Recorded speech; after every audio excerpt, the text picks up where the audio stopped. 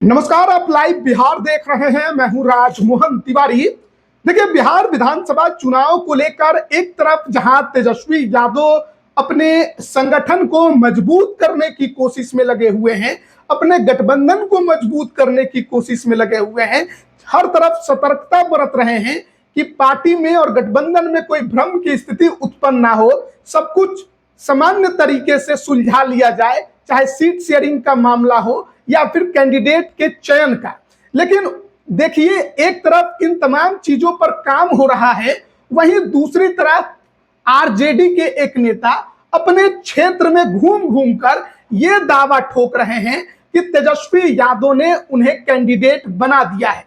तेजस्वी यादव ने आरजेडी के सिंबल पर उस विधानसभा क्षेत्र से उनके नाम की घोषणा कर दी है। हालांकि औपचारिक तौर पर न पार्टी के तरफ से और न ही तेजस्वी यादव के तरफ से ही ऐसी कोई बात कही गई है।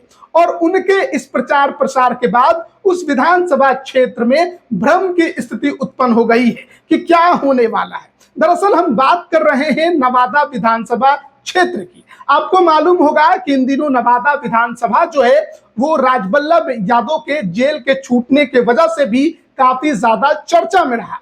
हालांकि उससे पहले भी ये चर्चा में उस समय आया जब जेडीयू के कद्दावर और बड़े नेता कौशल यादव ने जेडीयू छोड़कर आरजेडी में शामिल होना चुना। तेजस्वी यादव भी उस मिलन समारोह में गए हुए थे और कौशल यादव तेजस्वी यादव की मौजूदगी में उन्होंने आरजेडी का दामन थामा। हालांकि कौशल यादव के आरजेडी में आने की भी एक पीछे बड़ी कहानी बताई जाती है और कहा जाता है कि जब जनता दल यूनाइटेड ने 2020 के विधानसभा चुनाव में यह देखा कि अब कौशल यादव की राजनीति खत्म हो चुकी है, जेडीयू के सिंबल पर वो तीसरे नंबर के नेता बनकर रह गए, निर्दलीय उम्मीदवार को उनसे कहीं अधिक वोट प्राप्त हुआ और आरजेडी को सीट पर जीत मिली। उसके बाद से ही आज जेडीयू ने उन्हें दरकिनार करना शुरू कर दिया और जब जनता दल यूनाइटेड में वो एकदम साइडलाइन हो गए तो अपनी राजनीति को बचाने के लिए वो आरजेडी में शामिल हुए। लेकिन आरजेडी में शामिल होने का मकसद उनका था कि नवादा की सीट पर आरजेडी उन्हें उम्मीदवार घोषित करे और गोविंदपुर की भी सीट पर उनके पत्नी को उम्मीदवार घोषित किया जाए। एक ही परिवार में दो लोगों की टिकट की मांग, उनकी इच्छा यही थी। लेकिन ना ही पार्टी ने उन्हें उम्मीदवार घोषित किया और ना ही तेजस्वी यादव ने उन्हें ज्यादा भाव देना ही जरूरी समझा। ऐसे में अब लग रहा था कि कौशल यादव की राजनीति क्या होगी, क्या कौशल यादव को टिकट मिलेगा भी या इस बार 25 के चुनाव में आरजेडी उनको साइड रख देगी। अब ऐसे में जब लगा कि कौशल यादव को कि उनकी राह मुश्किल हो जाएगी तो कहा यह जा रहा है कि अब वो क्षेत्रों में घूम घूम कर अपने लोगों से ये कहला रहे हैं कि आप माइक पर और आरजेडी कार्यकर्ता और समर्थकों के बीच ये ऐलान करिए कि तेजस्वी यादव ने उन्हें कैंडिडेट घोषित कर दिया है, जबकि ऐसा कोई औपचारिक ऐलान अब तक नहीं हुआ है। हम उसका एक छोटा सा वीडियो आपको सुना रहे हैं। ये वीडियो सुनिए जिसमें एक नेता जो हैं वो कौशल यादव के नाम की घोषणा कर रहे हैं और साफ साफ ये कहते सुनाई दे रहे हैं कि तेजस्वी यादव ने इनको कैंडिडेट बनाया है, आरजेडी का सिंबल नवादा से इनको दे दिया है। कौशल यादव वहीं बैठे हुए हैं, चुपचाप सुन रहे हैं, अंदर ही अंदर खुश भी होंगे। वहां पर कुछ लोग मौजूद थे, तो आप पहले ये सुनिए कि क्या कुछ कहा गया। नवादा विधानसभा में राष्ट्रीय जनता दल का उम्मीदवार तेजस्वी यादव जी ने कौशल यादव जी को बनाया है, लालटेन छाप का उम्मीदवार कौशल यादव जी को बनाया है। 9 तारीख के आप लोग इस गांव से भारी मात्रा में आईटीआई के मैदान आए थे। उसी मैदान में कौशल यादव जी, पूर्णिमा यादव जी, सम्मान रागी और 1.25 लाख 1.5 लाख के भीड़ में आप लोग सब राष्ट्रीय जनता दल ज्वाइन किए थे। तो अभी आपने सुना और देखा भी, ये नवादा विधानसभा क्षेत्र की जो बात थी वो हम आपको दिखा और सुना रहे थे। अब बात कर लेते हैं सच्चाई की। हमने पार्टी के लोगों से भी जानने की कोशिश की, तेजस्वी यादव के करीबियों से भी जानने की कोशिश की कि क्या सचमुच महागठबंधन में सीट शेयरिंग का फॉर्मूला तय हो गया है, क्या नवादा की सीट पर आरजेडी अपना कैंडिडेट उतार रही है, और उतार रही है तो क्या सचमुच वो कैंडिडेट कौशल यादव हैं।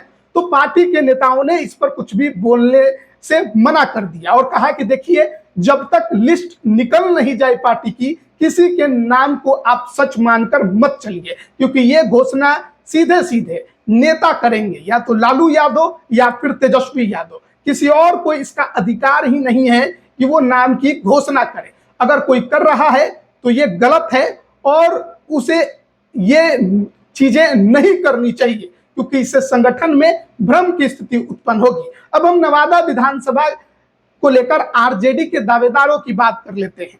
कौशल यादव जेडीयू छोड़कर आरजेडी में आए हैं, तो जाहिर तौर पर वो दावेदारी पेश कर रहे हैं। इसके पहले भी उनकी पत्नी यहां से विधायक रही, बाद में उनकी राजनीति गोविंदपुर की हो गई।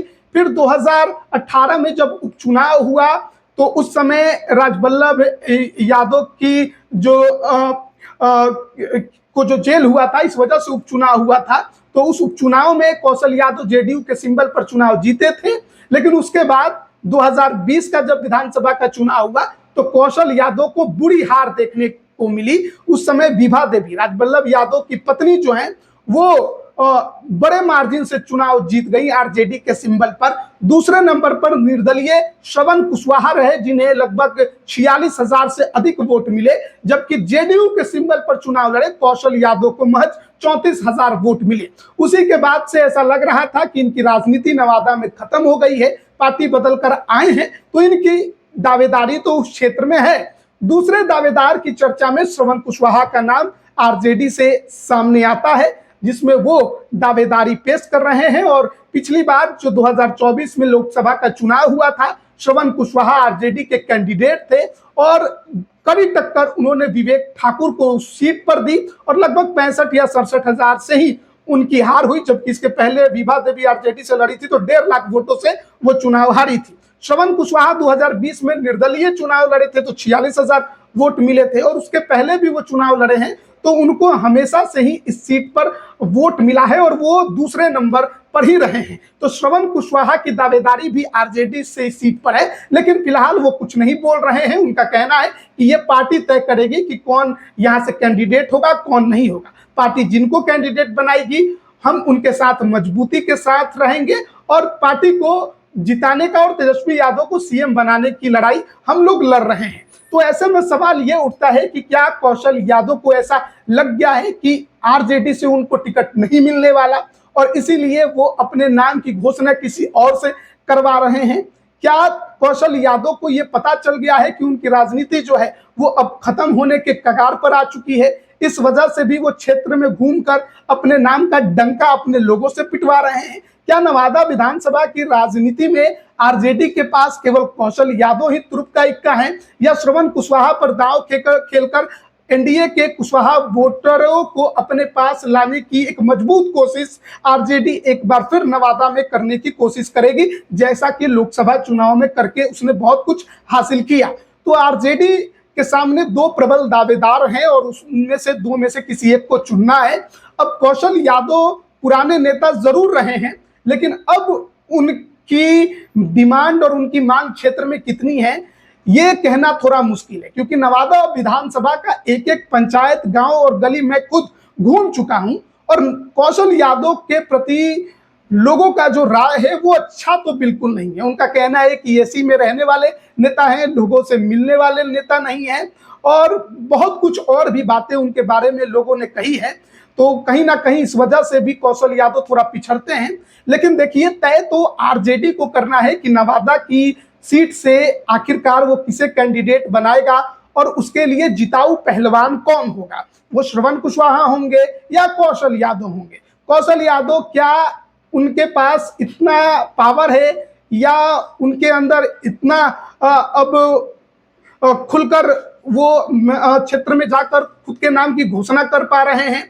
क्या सचमुच तेजस्वी यादव ने उनको इशारा कर दिया है, संकेत दे दिया है कि जाइए आप क्षेत्र में तैयारी कीजिए और आप एक लोगों से कहिए कि तेजस्वी यादव ने मुझे कैंडिडेट बना दिया है, जबकि अब तक कोई औपचारिक घोषणा नहीं हुई है? तो कहीं ना कहीं इस तरीके के जो प्रचार प्रसार हैं उससे आरजेडी के अंदर भ्रम की स्थिति उस क्षेत्र में बन गई है, क्योंकि कहीं ना कहीं पहली बार हाल के समय में होगा जब राजबल्लभ परिवार से अलग होकर आरजेडी विधानसभा के चुनावी मैदान में उतरेगी और ऐसे में उसको ये जरूरी होगा उसके लिए कि संगठन मजबूत रहे और किसी प्रकार से संगठन में भ्रम की स्थिति ना बने। बिना कैंडिडेट के घोषणा की खुद को कोई कैंडिडेट कह दे और कहे कि नेता ने मुझे ये कहा है और मुझे कैंडिडेट बना दिया है, तो इससे पार्टी कमजोर हो सकती है और जो पार्टी को लोग मजबूत कर रहे हैं, जो लगातार दिन रात काम कर, उनके सामने भी एक बड़ी समस्या खड़ी हो जाएगी। और इसीलिए जरूरी है कि आरजेडी को इस पर ध्यान देना चाहिए, क्योंकि हमने देखा कि बोचहा में भी किस तरीके से बीजेपी के तरफ से एक कैंडिडेट के नाम का चर्चा किया गया और उसके बाद हालात बद से बदतर हो गए उस क्षेत्र में, जब मंच पर ही बीजेपी कार्यकर्ता आपस में लड़ गए थे। तो वैसी परिस्थिति और वैसी स्थिति राष्ट्रीय जनता दल में ना मिले और ना बने, इसके लिए पार्टी को, संगठन को और तेजस्वी यादव को खुद इन सब चीजों पर ध्यान देना चाहिए और इन सब चीजों का ख्याल रखना चाहिए और ऐसे नेताओं को तो हिदायत भी देना चाहिए। आप इस पर क्या राय रखते हैं, कमेंट करके जरूर बताइए। आप सभी का बहुत बहुत धन्यवाद।